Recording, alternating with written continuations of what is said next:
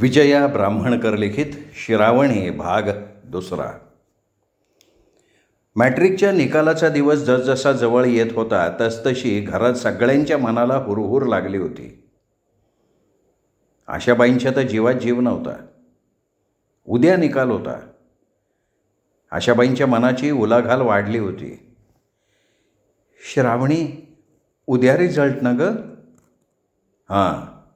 पुस्तकं वाचता वाचता श्रावणी म्हणाली, काय होईल बाई, माझ्या मनाने तर थारा सोडलाय. आई, अगं तू कशाला काळजी करतेयस? जे व्हायचं आहे ते होईल. अगं पण तुला खात्री आहे ना? कशाची? मेरिटची गं. बघू पुढे.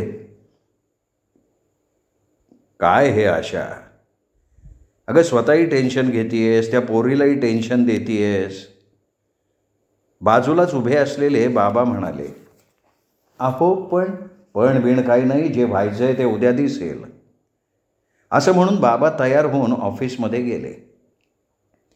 श्रावणी, सॉरी हां, मला तुझं टेन्शन वाढवायचं नव्हतं गं पोरी, पण काळजी वाटतेस ना गं? आईच्या बोलण्यावरती श्रावणी फक्त हसली. तिला माहिती होतं आईचं आपल्यावरती खूप प्रेम आहे आणि त्या प्रेमापोटीच आई काळजी करते. हातातलं पुस्तक तिने समोरच्या टिपॉयवर ठेवलं आणि उठून आईच्या गळ्यात हात टाकले. आईने सोफ्यावरती बसल्या बसल्यास तिला थोपटलं. श्रावणीने आणखीन मिठी घट्ट केली. एकमेकींच्या प्रेमाची भाषा एकमेकींना समजली. आई लेकीला थोपटत राहिली आणि आईच्या प्रेमाचा अनोखा गंध श्रावणी अनुभवत राहिली. रिझल्टचा दिवस उगवला. एका मिनिटानं आणि एका तासानं वेळ समोर सरकत होती. 3 वाजता श्रावणी मैत्रिणीसोबत रिझल्ट पाहायला जाणार होती. तिने काळ्या रंगाचा स्कर्ट आणि त्यावर गुलाबी रंगाचा टॉप घातला होता. तिचं सारखं आत बाहेर चालू होतं. आई मनातल्या मनात गणपती स्तोत्र म्हणत होती. श्रीधररावांचंही मन अस्थिर होतंच. आणि तेवढ्यात फोनची रिंग वाजली. श्रीधररावांनी फोन कानाला लावला. हॅलो. फोन शाळेतून होता. श्रावणी 3री मेरिट आली होती. बाबांच्या मनातला आनंद डोळ्यात उतरला. श्रावणी, अगं फोन घे. बाबांचे शब्द मधात भिजल्यासारखे वाटत होते. श्रावणीने समोर होऊन फोन घेतला. फोनवरून 3री मेरिट आल्याबद्दल तिचं अभिनंदन करण्यात आलं आणि थोड्याच वेळात तिला शाळेत पोहोचायचं होतं. काय हो, काय झालं? श्रावणी, अगं काय झालं गं? श्रावणी फक्त हसली. बाबा म्हणाले, अगं श्रावणी, 3री मेरिट आली आहे. आनंदाश्रूंनी आशाबाईचे डोळे डबडबून गेले. श्रावणीने वाकून आईबाबांना नमस्कार केला. आईने देवाजवळ जाऊन दिवा लावला. बाबांनी ड्रायव्हरला पाठवून पेढे मागवले. आणि तेवढ्यात श्रावणीची मुलाखत घेण्यासाठी पत्रकार आणि सोबत फोटोग्राफरसुद्धा आले. थोड्याच वेळात मुलाखत आटोपली. आपल्या यशाचं श्रेय तिने आईबाबांना आणि शिक्षकांना दिलं होतं. तिच्यासोबत आईवडिलांचाही फोटो घेण्यात आला. सर्वांना पेढे देण्यात आले. देवासमोरही पेढा ठेवण्यात आला. पत्रकार निघून गेल्यानंतर आईने श्रावणीला पेढा भरवला आणि आपल्या गुणी लेकीला त्यांनी पोटाशी धरलं. आशाबाईंच्या डोळ्यातून घळघळा आसवं गळत होती. श्रावणीचेही डोळे ओलावले होते. आणि हे सगळं ओल्या डोळ्यांनी बघत बाबा गालातल्या गालात हसत होते. आई, अगं एक गोष्ट मनासारखी झाली नाही म्हणून वाईट वाटतंय गं. आईपासून दूर हो, श्रावणी म्हणाली. ती कोणती गं बाई? आई, अगं सायली मेरिटमध्ये नाही आली. चालायचंच गं. पण कोणी सांगितलं? आई, अगं सांगायला कशाला हवं? आत्तापर्यंत तिचा फोन आला असता. तेवढ्यात सायलीचं दारातनं आत आले. अभिनंदन श्रावणी. धन्यवाद. तूही यायला हवं होतंस गं मेरिटमध्ये. अगं बाई, तू आलीस काय आणि मी आले काय? तुझा आनंद तो माझा आनंद. चल शाळेत जाऊया. शाळेतनं निरोप होता लवकर या म्हणून. हो ना, सगळ्या मेरिटवीरांचे फोटो काढायचे असतील ना? चल की. अगं मलाही माझा क्लास बघायचा आहे. सायली, हे पेढे घे, 2 घे हां. 2 का हो मावशी? अगं, एक तुझ्या पास होण्याचा आणि एक श्रावणी पास होण्याचा. सायलीनी पेढे तोंडात टाकले आणि दोघीही श्रावणीच्या स्कूटीवरनं शाळेत आल्या. सायली 85% गुण मिळवून फर्स्ट क्लास आली होती. श्रावणीने सायलीचं अभिनंदन केलं. दुसऱ्या दिवशी पेपरमध्ये श्रावणीचा आणि तिच्यासोबत आईवडिलांचाही फोटो झळकला. आशाबाईंना तो पेपर कितीदा वाचू, फोटो कितीदा बघू असं झालेलं होतं. सकाळपासूनच श्रावणीचं अभिनंदन करायला येणाऱ्यांची रीघ लागली होती. आशाबाई हसून सगळ्यांचं तोंड गोड करत होत्या. श्रीधरराव आल्या गेल्यांची आस्थेनं विचारपूस करत होते. आनंदाने दोघांचेही चेहरे नुसते डवरून गेले होते आणि उत्सव मूर्ती श्रावणी फक्त हलकेच स्मित करून वडील मंडळींना नमस्कार करत होते. क्वचित कुणी काही विचारलं तर एखादा शब्द, एखादं वाक्य बोलत होती. शुभेच्छांचा स्वीकार करत होती आणि धन्यवाद म्हणत होती. तेवढ्यात मेघन आणि निशा मावशी केवढा तरी पुष्पगुच्छ घेऊन आले, सोबत पेढेसुद्धा. मेघन दादा, तुला रिझल्ट आत्ता कळला? बहिणाबाई, तुझ्या बोलण्याचा रोग कळला. मी काल फोन केला होता तेव्हा तू शाळेत गेली होतीस. म्हटलं सकाळी छान पेपरमध्ये फोटो बघावा, बातमी वाचावी आणि मग प्रत्यक्ष जाऊन अभिनंदन करावं आणि मग शुभेच्छाही द्याव्यात. घे. हातातला पुष्पगुच्छ तिच्यासमोर धरत मेघन म्हणाला. श्रावणीने हसत हसत बुके हातात घेतला आणि तिने मावशीला नमस्कार केला. मावशीने तिला खूप मोठी हो असा आशीर्वाद दिला आणि आणलेल्या पेढ्यातून एक पेढा घेऊन तो श्रावणीला भरवला. दुसरा पेढा घेऊन ती श्रीधररावांच्या जवळ गेली आणि म्हणाली, भाऊजी पेढा घ्या, ताई तू पण घे. असं म्हणून तिने दोघांच्याही हातावर एक एक पेढा ठेवला आणि हो, तुमच्या दोघांचंही अभिनंदन हं. अगं बाई, आमचं अभिनंदन का? मुलांच्या यशामध्ये आईवडिलांचा वाटा जास्त असतो. त्या दिवशी सर्वजण जेवायला बसले, पण जेवण कुणालाच गेलं नाही.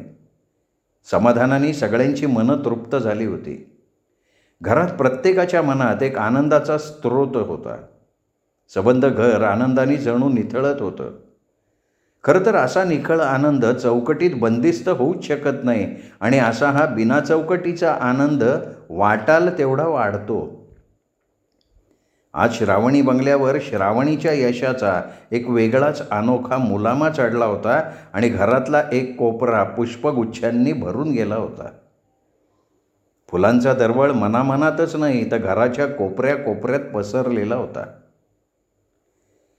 शाळा, ट्युशन्स यामध्ये 11वीचं वर्ष सरलं, 12वीचं वर्ष उजाडलं. गोष्टींची पुस्तकं कपाटात बंद झाली होती. घरात फक्त बातम्या ऐकण्यापुरता TV लावला जात होता, तोही अगदी हळू आवाजात. आई बाबा श्रावणीची काळजी घेत होते. ती रात्रभर अभ्यास करून झोपल्याशिवाय दोघांच्याही डोळ्यात झोप उतरत नव्हती. श्रावणीची 12वीची परीक्षा संपली आणि श्रावणीसोबतच घरदार मोकळं झालं. दिवस दिवस TV चालू राहायला लागला. गोष्टीची पुस्तकं, कादंबऱ्या कपाटातून बाहेर निघाल्या. मध्ये मावशीकडेही श्रावणी जाऊन आली. मैत्रिणी जमून गप्पा रंगायला लागल्या. वर्षभर शांत असलेला श्रावणी बंगला आता चांगलाच बोलका झाला होता. 12वीचा रिझल्ट लागला. श्रावणी 4थी मेरिट आल्यानं तिच्यावर अभिनंदनाचा वर्षावच झाला. आशाबाईंनी श्रीधररावांनी लेकीचं कौतुक केलंच. श्रीधररावांनी तिला नवीन स्कूटी घेऊन द्यायचं कबूल केलं. मेघन मावशीही आले. मावशीने तर श्रावणीला एकदम मिठीच मारली. संध्याकाळी घरी एक छोटीशी पार्टी ठरली होती. त्यात श्रावणीचे मित्रमैत्रिणी, काही ओळखीचे, हितचिंतक, शेजारचे, काही नातेवाईक अशी मोजकीच मंडळी श्रीधररावांनी फोन करून बोलवून घेतली होती. आईने घेतलेला नवीन ड्रेस घालून श्रावणी तयार होती. फिक्या गुलाबी रंगाच्या पंजाबी ड्रेसमध्ये श्रावणी छान दिसत होती. तिची उंचीही या 2 वर्षात चांगलीच वाढली होती. गुलाबी ड्रेस, गळ्यात खड्यांचा सेट, कानातले खडे तर छान चमकत होते. तरीही श्रावणीच्या डोळ्यातल्या तेजापुढे ते खडे फिक्कट वाटत होते. दाट काळ्याभोर कुरळ्या केसातनं तिने हात फिरवला. मनगटावरच्या घड्याळाकडे बघितलं आणि मनाशीच म्हणाली, ही सायली अजून का नसेल आली? आल्या गेल्यांशी ती हसून बोलत होती. अभिनंदनाचा स्वीकार करत होती. मॅट्रिकच्या वेळी आलेल्या पुष्पगुच्छांचा सुगंध अजून तो घराचा कोपरा विसरला नव्हता आणि आज पुन्हा तोच कोपरा अनेक फुलांच्या सुगंधाने दरवळत होता. विशेषतः निशिगंध आणि गुलाब या फुलांचा सुगंध तर सबंध घराला वेढून होता. बाहेरची येणाऱ्यांची गर्दी आता ओसरली होती. श्रावणी, अगं सायलीला सांगितलं होतंस ना लवकर ये म्हणून? हो ग. निशा, सायली ही श्रावणीची मैत्रीण. एवढ्या लहान वयात एवढी दुःख वाट्याला येऊनसुद्धा फर्स्ट क्लास सोडला नाही हा पोरीने. शिवाय घरात लक्ष द्यायला लागतं तिला. हो का? घरी कोण कोण आहेत तिच्या? निशा मावशीने विचारलं. अगं तिचे काका काकू आणि चुलत भावंड आहेत. श्रावणी, तिच्यासोबत सगळे ठीक राहतात ना गं? अगं कुठे ग मावशी, घरातलं सगळं तिने करावं ही त्यांची अपेक्षा. पण ती करते. भावंडांचं करते, त्यांचा अभ्यास घेते, कधीकधी स्वयंपाकसुद्धा करते. का बरं? काकू आहे ना घरी? अगं काकू म्हणजे आई नाही ना होत. आणि तेवढ्या श्रावणीचं लक्ष दाराकडे गेलं. सायली आली होती.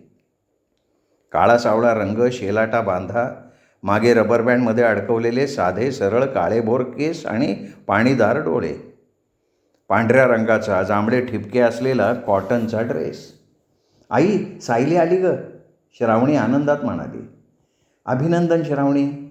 हातातला पुष्पगुच्छ श्रावणीला देत सायली म्हणाली. अगं तुझंही अभिनंदन. श्रावणी हसून आणि हातातला पुष्पगुच्छ बाजूला ठेवत म्हणाली. माझं काय ग, साधा फर्स्ट क्लास. अगं सायली, पण तो तरी सगळ्यांना कुठे मिळतो. पण तुझ्या यशाची उंची अधिक हे निर्विवाद ना. सायली, प्रतिकूल परिस्थितीतून एवढं यश मिळवणं काही सोपं नाही आहे. मला काय ग तेवढंच काम होतं. अभ्यास एके अभ्यास. श्रावणी, अगं मेरिटमध्ये येऊनसुद्धा तुझा साधेपणा कायम आहे. मग काय पंख फुटायला पाहिजेत का? आणि श्रावणी फक्त हसली. तिचं ते नेहमीचं मधाळं हसू. श्रावणी, छान दिसतीयस या ड्रेसमध्ये. अगं आईने कालच आणलाय तो. श्रावणी, सायलीला इकडे बोलव ग. ये आत ये सायली. श्रावणी आणि सायली डायनिंग टेबलजवळ आल्या. आपली गुलाबी ओढणी सांभाळत श्रावणी खुर्चीवरती बसली. एका हातात ड्रेसचं पॅकेट आणि पुष्पगुच्छ घेऊन आशाबाई सायलीजवळ आल्या. घे सायली. हातातलं ड्रेसचं पॅकेट आणि पुष्पगुच्छ सायलीला देत आशाबाई म्हणाल्या. अभिनंदन हं. सायलीच्या डोळ्यात पाणी उभं राहिलं. हातातलं पॅकेट आणि पुष्पगुच्छ टेबलावर ठेवून सायली आशाबाईंच्या पायाजवळ वाकली. आशाबाईंनी तिच्या खांद्याला धरून तिला उभं केलं, पोटाशी धरलं. सायलीला हुंदका दाटून आला. आशाबाईंनी ओळखलं, हिला तिच्या आईवडिलांची आठवण आली आहे. सायली, अगं हे काय, शहाणी आहेस ना हां? आणि आज एवढ्या आनंदाच्या प्रसंगी रडायचं कशाला? पण मावशी, अहो मला कशाला ड्रेस आणलात? अगं बाई, तू काय परकी आहेस का? खरंच या लोकांनी आपल्याला किती प्रेम दिलं आहे. आपले आईवडील अपघातात गेले आणि काका काकू आपल्याला इकडे घेऊन आले. खरं तर ज्या घरात मी लहानाची मोठी झाले ते घर सोडायला मन तयार होत नव्हतं. पण मी एकटी राहणंही शक्य नव्हतं ना. मी पोरकी होऊन दुसऱ्यांच्या आश्रयाला आले होते. ते जसं म्हणतील तसं राहणं भाग होतं.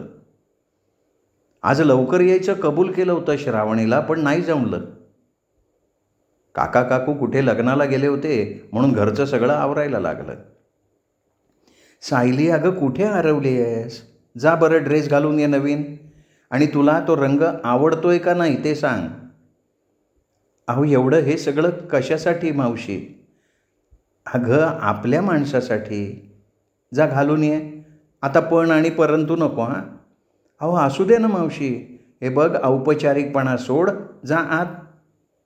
सायली श्रावणीच्या रूममध्ये गेली. तेवढ्या श्रावणीने अंगणात जाऊन बघितलं, बाहेरचे येणारे संपले होते. श्रीधरराव आणि मेघन आवराआवर करत होते. श्रावणी, ये ग बाई, तुझी दृष्ट काढते. आत येणाऱ्या श्रावणीजवळ जाऊन निशा मावशीने तिच्यावरून बोटं ओवाळून कानशिलावर मोडली. बघ ताई, नजर लागली होती श्रावणीला. मला कुठली दृष्ट लागायला ग मावशी, एवढं काय आहे माझ्यात? अगं किती विनय हा पोरी.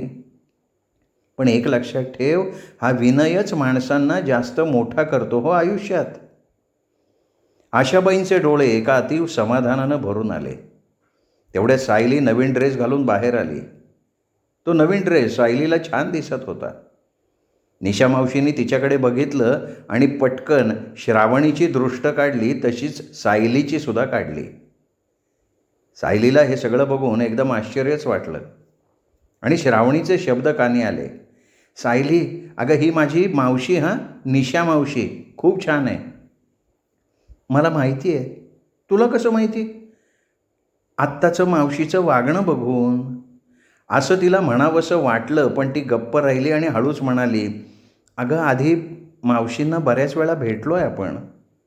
वा सायली, छान दिसतेस ड्रेसमध्ये. अगं दोघींनाही सारखेच घेतलेत, फक्त रंग वेगळा. सायली, रंग आवडला ना गं तुला? मावशी, खूप छान रंग आहे, पण माझ्यासाठी का खर्च? अजिबात पुढचं काही बोलायचं नाही. सायलीचं वाक्य अर्धवट तोडत आशाबाई म्हणाल्या.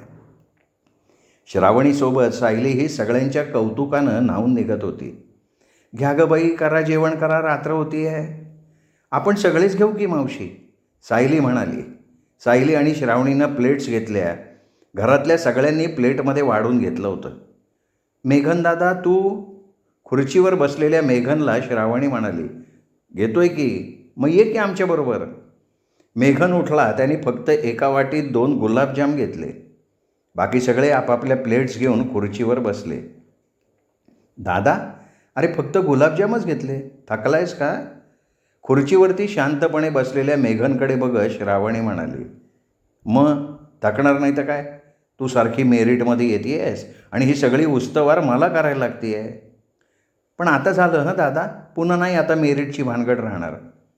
नाही नाही, असं नाही बाईसाहेब, मी गमतीने म्हणालो आहे.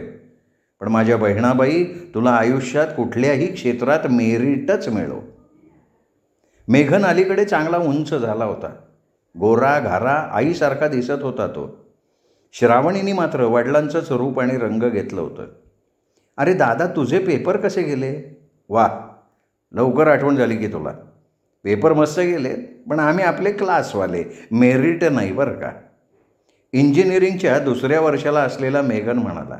काय रे दादटले आहे? हे सायली, खरं सांग, मी खोटं बोलतोय का? अजिबात नाही. ए गप रे, श्रावणी चिडून म्हणाली. चिडलं रे बाबा एकजण, आता काही खैर नाही, असं मेघननं म्हणता श्रावणीने प्लेट खाली ठेवली आणि उठून खरकट्या हातानं मेघनला मारायला धावणार.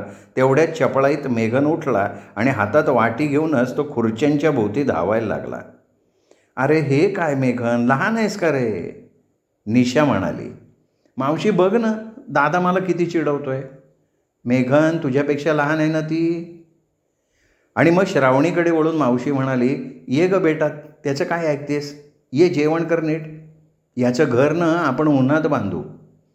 आणि श्रावणीचं घर पावसात बांधा.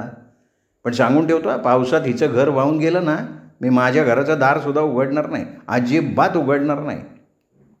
मावशी बघ की ग, काय रे मेघन? सगळेजण हसत खेळत मजेत जेवण करत होते. मावशी सायलीचं जेवण आटोपलं तसा मेघन पेढ्यांचा बॉक्स घेऊन श्रावणीजवळ आला. तिच्यासमोर वाकून उभा राहिला. तिच्या डोळ्यात बघत म्हणाला, चल आ कर. नाही करत जा, प्लीज श्रावणी, कर की ग. हातात पेढा घेऊन आजीजीनी मेघन म्हणाला. श्रावणीने आ करताच त्यांनी एक पेढा तिच्या तोंडात सरकवला. असंच यश मिळवत जा, मी तुला असाच पेढा भरवत जाईन माय डिअर सिस्टर. मग हळूच म्हणाला, श्रावणी आता डोळे बंद कर बरं. का? अगं कर म्हणतोय ना. श्रावणीने डोळे मिटले. असे नाही हां, घट्ट बंद कर. हां असे. आता हात समोर कर. श्रावणीने चुपचाप आपला उजवा हात समोर केला. मेघननी खिशातून एक लहानशी डबी काढली. ती श्रावणीच्या तळहातावर ठेवली आणि म्हणाला, चला बहिणाबाई, उघडा आता डोळे. श्रावणीने हसून डोळे उघडले. डबी उघडली. बघते तर काय, आत कानातले मोत्यांचे. काय सुंदर आहेत मेघन दादा, मोती किती छान आहेत, अगदी पाणीदार. काही माणसं पाणीदार असतात, त्यांच्यासाठी पाणीदारच मोती हवा ना. काय गं सायली? मग काय तर. दादा मला एक कळत नाही आहे, तू प्रत्येक वेळी सायलीची साक्ष का काढतो रे? का तुझी हरकत आहे का? तर सायली, हा घे पेढा. मेघननी म्हटल्याबरोबर सायलीने हात समोर केला. त्याने हातावर ठेवलेला पेढा सायलीने तोंडात टाकला. आता आणखीन एकदा हात समोर करायला काय घेशील तू? मिळाला की पेढा मला. अगं पण काय फक्त पेढ्यासाठीच हात समोर करायचा असतो का? मग प्रश्न विचारू नको, आधी हात समोर कर. आणि तिला सांग की डोळे बंद करायला, श्रावणी म्हणाली. मेघन हसला, सायलीकडे बघून म्हणाला, करतेस? आणि सायलीने डोळे बंद करून हात समोर केला. मेघननं खिशातनं एक डबी काढून तिच्या तळहातावर ठेवली. उघड, डोळे उघड, बघू काय आहे, असं म्हणून श्रावणीने डबी उघडून बघितलं. तसेच पाणीदार मोती असलेले कानातले. म्हणजे हे सुद्धा पाणीदार माणसासाठी का? मग पाणीदार माणसाची मैत्रीण पाणीदारच असणार ना. पोरींनो, घाला ग कानातले, एवढे त्यांनी आणलेत. दोघींनीही तिथेच बसल्या बसल्या पटकन कानातले बदलले. मेघननं आनंदानं दोघींकडे बघितलं. बरं श्रावणी, चलते मी, खूप वेळ झालाय ग. कानाला हात लावत सायली म्हणाली. अगं बाई, एवढ्या रात्रीची एकटी कशी जाशील? असं कर, राहूनच जा ना रात्रीची. अगं काका काकू बाहेर गेलेत. अगं आत्तापर्यंत आले असतील. बघते फोन करून. करू का ग फोन? काय विचारते सायली तू? हे घे कर. कॉर्डलेस सायलीच्या हातात दे, श्रावणी म्हणाली. सायलीने नंबर डायल केला. रिसिव्हर कानाला लावून म्हणाली, हॅलो काकू, मी सायली. केव्हा आलात तुम्ही? हो का काकू, रात्र झाली आहे, मी श्रावणीकडे थांबू? अच्छा ठीक आहे. असं म्हणून सायलीने फोन ठेवला. श्रावणी, अगं काका काकू आलेत घरी. ते ठीक आहे, म्हणाले काय? राहा म्हणाले. चल मग माझ्या रूममध्ये. आई, आम्ही झोपतो हां. ठीक आहे, हे सगळं आवरलं की आम्हीही झोपणारच. अगं श्रावणी थांब जरा, आजीबाई आल्यात वाटतं, थांब हां. या या आजीबाई या. सावनीताई, हे फूल घ्या. हातातलं एक छोटंसं गुलाबाचं फूल श्रावणीला देत कामवाल्या आजीबाई म्हणाल्या. श्रावणीने फूल घेतलं, आजीबाईला नमस्कार केला. कमरेत वाकून गेलेल्या आजीबाईने तिला तोंड भरून आशीर्वाद दिला. म्हणाल्या, हायच माई ताई गुणाची. आणि सगळ्यांच्या कौतुकाच्या नजरा झेलत श्रावणी रूममध्ये गेली. सायली आधीच रूममध्ये गेली होती. दोघींनी फक्त नवे ड्रेस बदलले आणि गप्पा करत बसल्या. सायली, तुझी काकू कुठे बाहेर गेली होती? हो. कुठे ग? गेली असेल ग काहीतरी कामासाठी. पेढे आणले असतील ना घरी? श्रावणी, अगं पेढे आणि माझ्यासाठी? नकोशा माणसासाठी कोणी एवढं करतं का ग श्रावणी? ते जाऊ देत ग, आज एवढा आनंदाचा प्रसंग आहे. मला माहिती आहे सायली, तुला तुझ्या आईवडिलांची आठवण येते आहे. त्याशिवाय दुसरं काय करू शकते ग मी श्रावणी? आईबाबांच्या सोबत मलाही देवाने नेलं असतं तर बरं झालं असतं. सायली, अगं काहीतरीच काय बोलतेयस? खोटं नाही बोलत ग. काकांकडे राहणं म्हणजे परक्याकडे राहिल्यासारखं वाटतंय. हे बघ सायली, हेही दिवस पालटतील. सगळे दिवस कुठे सारखे असतात? त्यातून तू हुशार आहेस. अगं पण माझ्या हुशारीचं कौतुक कुणाला आहे? जाऊ दे, म्हटलं ना मी, हेही दिवस पालटतील. अगं पण कधी? अगं ही 10वी 12वी मी कशी झाले माझं मला माहिती. माझा अभ्यास करणं काकूला अजिबात आवडत नव्हतं. मी अभ्यासाला बसले की काकूचा आवाज देणं सुरू व्हायचं, सायली तुझ्याबरोबर पिंटू पिंकूला अभ्यासाला घेऊन बस. नाहीतर कधी मी बाहेर जातीये, स्वयंपाक करून ठेव, मुलांकडे लक्ष दे. आणि श्रावणी, अगं एवढं करूनही कोणाच्या तोंडून चांगला शब्द निघत नाही ग. हे बघ सायली, अशा परिस्थितीत सगळं सांभाळून तू हे जे यश मिळवलंयस ना, ते खूप मोठं आहे. खरंच सांगते, खूप मोठं आहे ते. सायलीच्या पाठीवरनं हात फिरवत श्रावणी म्हणाली आणि सायलीच्या गालावरून 2 थेंब खाली ओघळले. असो, चल झोपूयात आता. असं म्हणून श्रावणीने दार ओढून घेतलं आणि दोघीही मैत्रिणी एकाच कॉटवरती झोपी गेल्या. श्रावणीभोवती यशाचं एक वलय होतं आणि मायेच्या पार्श्वभूमीवर ते वलय अधिक तेजस्वी होतं. आणि सायलीही मनातले दुःखाचे सल दूर करून मिळवलेल्या यशाचा लेखाजोखा बघत राहिली मिटलेल्या डोळ्यांच्या समोर. श्रोते हो, हा होता दुसरा भाग विजया ब्राह्मणकर लिखित श्रावणी या कादंबरीचा. तिसरा भाग उद्या ऐकूयात दीपक रेगे कथाकथन चॅनलवर. नमस्कार.